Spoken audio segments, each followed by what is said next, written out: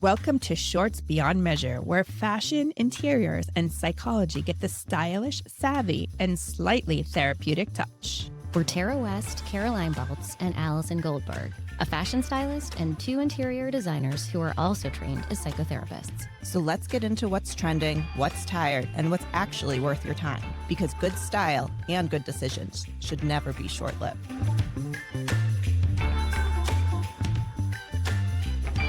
Hello, ladies. How are you? So today we are talking about narrative therapy, and I just want to start with this narrative. I turned 50 in July, and my entire body changed immediately. What happened to it? I got big boobs. I had a pooch. The whole thing happened. Like, Wait, literally, I want to turn 50. I can get big boobs.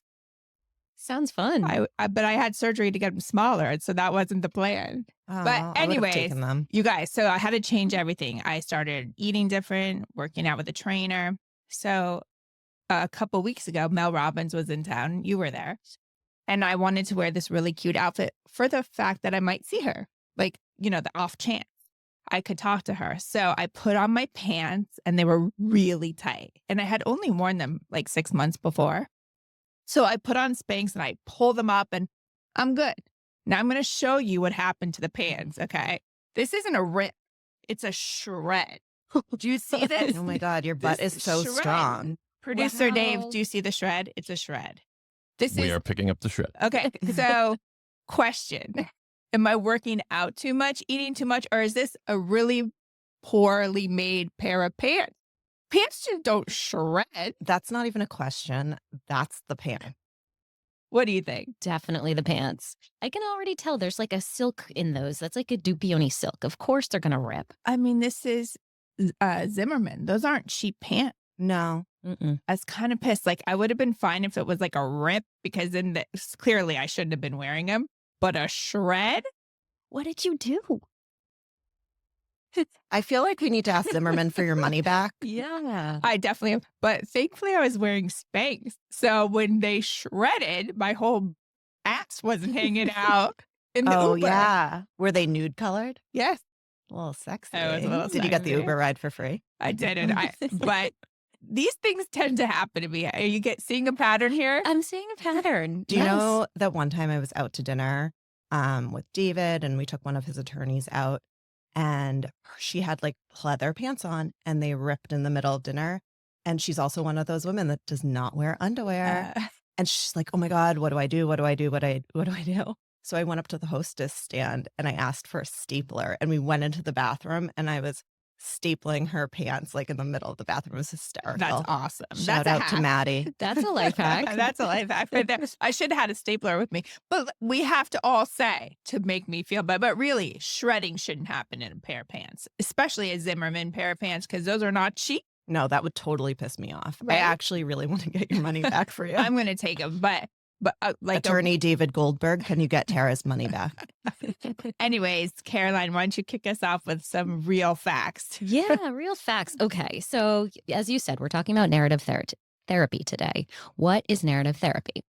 It is a concept whereby a therapist helps their client go through their life, tell their story of their life, experience in retrospect all of the important events in their life, but have it with a lens of wisdom, have it with a lens of survival, have it with a lens of you being the main character and being a very successful, strong, powerful individual in this story.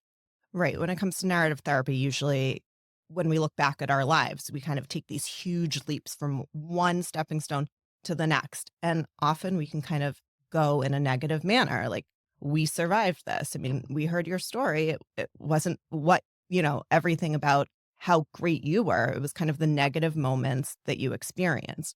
And I think in narrative therapy, we're trying to kind of fill in those huge, giant leaps that everybody takes and fill in with some smaller nuggets of, okay, so what did you do here? How did you survive here? How did you grow here? And that makes it a little bit more palpable and digestible for the client. So how does that translate into your business? I think it has multiple different levels of translation. One is that your house tells the story of your life. And so, with what we do, oftentimes there'll be an heirloom or there'll be photographs or there'll be really important art that people purchased on their honeymoon or different trips that they go on. And like, how do we display that? How do we make that walking through somebody's home feel like a narrative of their experiences? Yeah, I mean, I experience that in people's closets when I go through them. I always say if there's something really important or valuable, which you shouldn't wear anymore, keep it because you'll want to reflect on that later and it has meaning. It doesn't mean you have to be able to wear it, but it has meaning to it.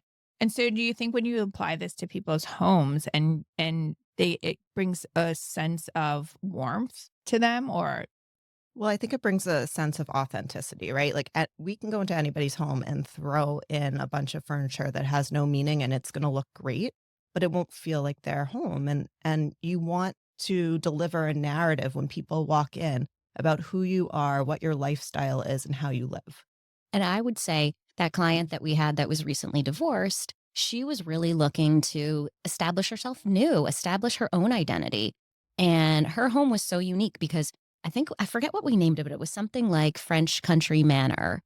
Yeah, it And was an old carriage house, wasn't it? yeah, yeah. And it was so cool. Like she was redoing her kitchen and like we did this violet lacquered like bar area to it with this Anzacs tile that like she was really able to make all the decisions herself. And I feel like it was really empowering for her to have this new backdrop to her new chapter. Yeah, and I think even just doing her kids' rooms to give them their own space in her house, it's important to have that space and to be able to provide for your family all on your own, especially after going through a divorce. yes, I just recently worked with a client. She lost. Oh, I thought you were going to say you just recently went through a divorce. I was going to be like, does your husband know? Not yet. Oh, no. No, but I don't know if I talked about her before, but she was almost 300 pounds and she has lost. I mean, she's now a size 12. So you can imagine like that's a huge Yes. life change. She got a divorce. He married younger, had little kids, which now he regrets because his kids are older. It's like, why are Yeah. you starting over? But His own anyway, punishment. I'm not judging, but we were both like, I mean, are you serious? We could have wrote this story.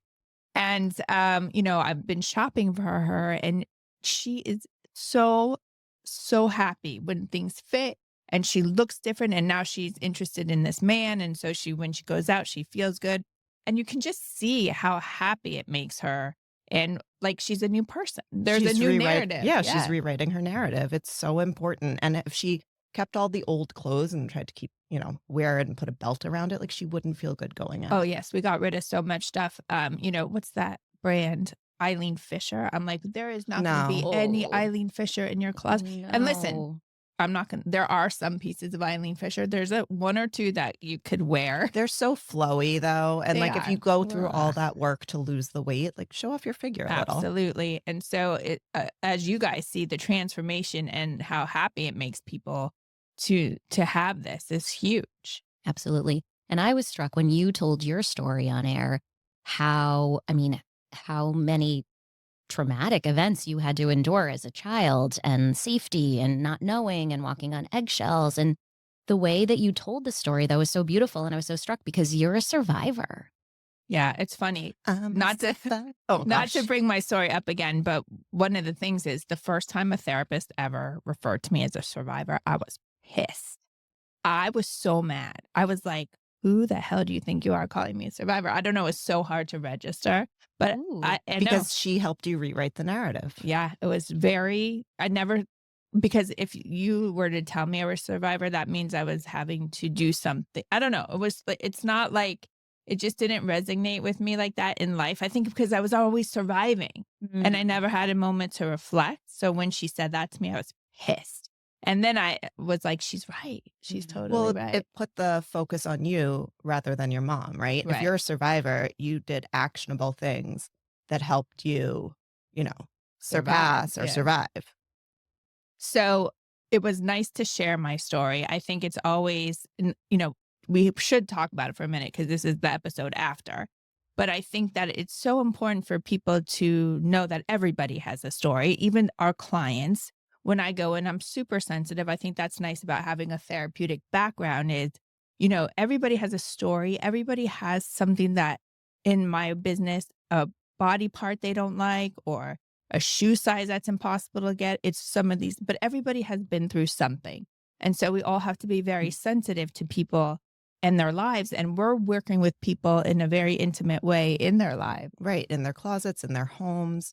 And yeah, we want to be respectful of the narrative, but we can also help you make it better.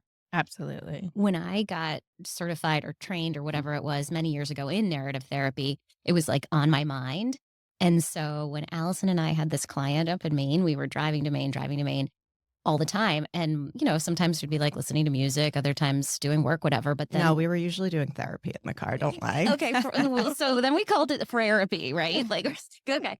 But I'm like, Allison, I don't even know like your whole story, right? Like we've been friends for a long time. We have a lot of mutual friends involved, but like, what was it like to be you growing up? What was it like when your brother died? You referenced that before. I wanted to know everything. And so we actually traded off times to just go into our narrative and our different chapters of our lives all the way through and these themes. And it was really powerful. And I think it's been a foundation in our friendship. Yeah, this is the most intense therapy I've ever been in, like being friends with you. But I feel like it's the most growth I've had too. So thanks, I think. Yes, that's a beautiful thing. And so, Allison, don't think you're getting off the hook because we are going to hear your story, not this episode because we're almost out of time, but we do want to hear your story. And I think, as listeners, we would love your feedback. If you want to hear more or you have questions, please let us know.